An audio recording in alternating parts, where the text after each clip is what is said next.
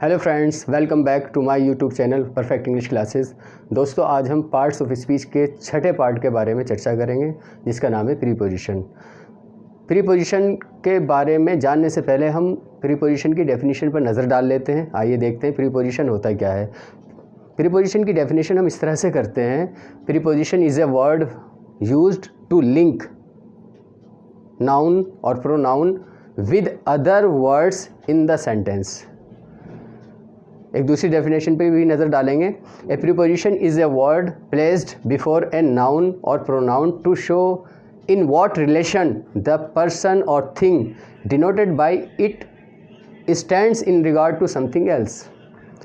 साधारण शब्दों में हम प्रीपोजिशन को इस तरह से परिभाषित कर सकते हैं कि प्रीपोजिशन वह शब्द है जो किसी नाउन या प्रोनाउन, हिंदी में कह ले सकते हैं कि कोई प्रीपोजिशन वह शब्द है जो किसी संज्ञा या सर्वनाम से पहले प्रयुक्त होकर उस संज्ञा या सर्वनाम द्वारा सूचित वस्तु, व्यक्ति या स्थान का संबंध अन्य किसी नाउन, जिसे हम संज्ञा बोलते हैं, या प्रोनाउन सर्वनाम से प्रदर्शित करता है।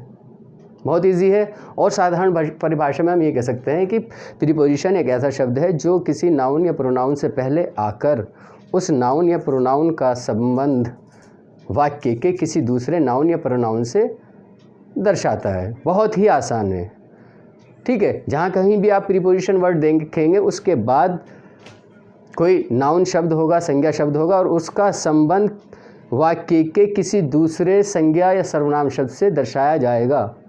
आइए देखते हैं बोर्ड पर 2-3 सेंटेंस करके देखते हैं, जिससे हमारी बात पूर्ण रूप से स्पष्ट हो जाए। देखेंगे डेफिनेशन यहाँ भी लिखी हुई है। A preposition is a word used with a noun और a pronoun to show how the person और thing denoted by the noun और pronoun stands in relation to something else. इसका अर्थ यही है कि प्रीपोजिशन किसी संज्ञा या सर्वनाम शब्द से पहले प्रयुक्त होकर उस संज्ञा या सर्वनाम शब्द का संबंध वाक्य के किसी दूसरे नाउन या प्रोनाउन से दर्शाता है। तो हमारे सामने पहला सेंटेंस लिखा हुआ है, there is a cow in the garden. आप इस सेंटेंस में देखेंगे 2 नाउन हैं, एक ही नाउन है और ये एक ही नाउन है। इस नाउन से पहले प्रीपोजिशन वर्ड का इस्तेमाल हुआ है ये दिखाने के कि काउ कहाँ है। इन दोनों के संबंध को दर्शाने के लिए इन शब्द का जो प्रयोग हुआ है, ये इन शब्द ही प्रीपोजिशन है। इसी तरह से दूसरे सेंटेंस में देखेंगे, the monkey sat on A wall. आप देखेंगे मंकी, वॉल 2 नाउन है। वॉल से पहले प्रीपोजिशन है क्योंकि इसको इन दोनों के संबंध को प्रदर्शित करना है कि बंदर दीवार पर बैठा। तीसरा सेंटेंस है, ही हैज़ ए चैन, एक नाउन हो गया, ऑफ गोल्ड। देखिए, गोल्ड किसी धातु का नाम है, ये भी संज्ञा है, और चैन ये जंजीर को बोलते हैं, ये भी संज्ञा है। इन दोनों के संबंध को प्रदर्शित करने के लिए इस ऑफ शब्द का इस्तेमाल हुआ है, ये प्रीपोजिशन है। इसी तरह से लास्ट वाला सेंटेंस देखेंगे, आई एम विद यू। हमने अभी कहा है कि ये किसी नाउन या प्रोनाउन से पहले आकर इस नाउन या प्रोनाउन का संबंध वाक्य के ही किसी दूसरे नाउन या प्रोनाउन से दर्शाता है। तो आप देखेंगे यहाँ पर प्रोनाउन, एक ये है प्रोनाउन और एक ये है। इन दोनों के संबंध को स्पष्ट करने के लिए हमारे पास जो वर्ड है विद है।